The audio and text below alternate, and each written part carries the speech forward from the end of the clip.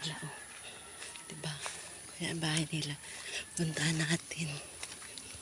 Bahay ni Kagawad. Tapos nagtitinda sila dito ng bigas.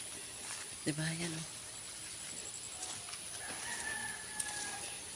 Kasiot man ang kanila.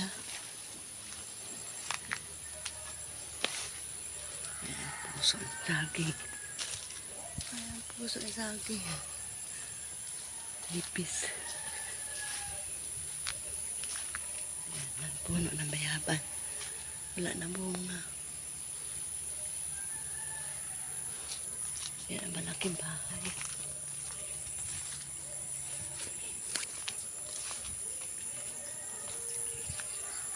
Gawad! Good morning, te!